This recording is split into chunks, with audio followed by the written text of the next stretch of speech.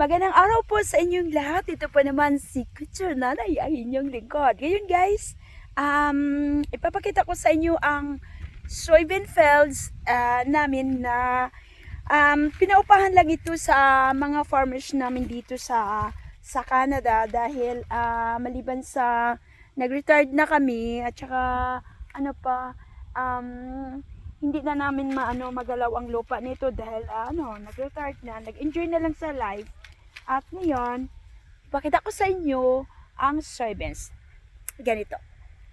Ayun guys, ganito ang soybeans. Alam po ba niyo kung ano yun?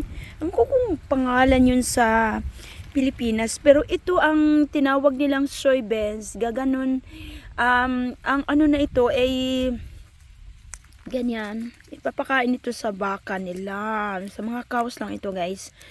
Ayun. Ay, hindi ko makain. Alis ba? Ito. Ayan. Ayan Ipapakain lang yan sa baka. Tsaka, yan ang ginagawa na soybean sauce nila. Minsan, yung mga farmers dito, nagtatanim ng soybeans at inano nila, ibinibinta nila sa mga dealer kasi gagawin yan na soybeans extract sauce. Yung mga tukwa ba, 'di ba kumakain kayo ng tukwa? Ito ang ginagawang tukwa, guys. Ayan.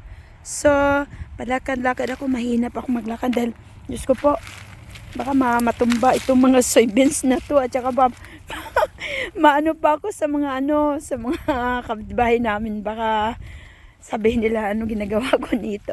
Anyway, amin naman ito, 'di ba? So ayan, malawak talaga guys, ang lawak niya. Hindi ko masabi kung ilang hektarya ito.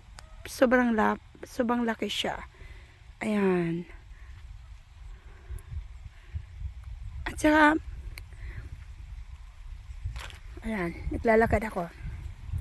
Ayan, pakita ko sa inyo lahat. Yung mga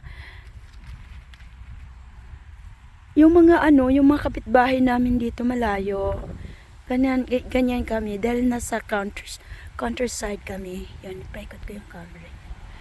Ito. Ayan. Yung mga kapitbahay namin, guys. Minsan, ang lugar nito, wala ka masyadong kapitbahay.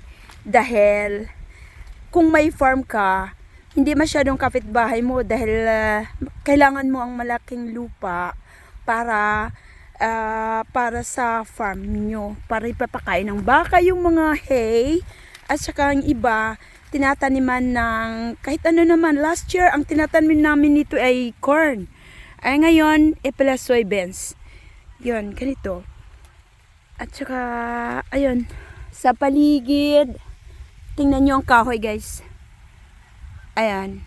Usually, ang mga kahoy na yan, ngayon na oras na ito, wala na yung dahon. So, ngayon meron pa kaunti. Mamaya maging naked na yan. At saka, wala nang magagawa sa buong mundo. Kasi mag-snow na. Mga in one month later, babalik ng snow. So, ayun lang guys. I wish you a good day and wherever you are in this world. Bye-bye and thanks for viewing. And kung may bago man naman akong kaibigan dito, mga i-mention lang po ninyo na bago kayo kasi hindi ko makita sa hindi ko alam kung sinong mga bago dyan. Okay?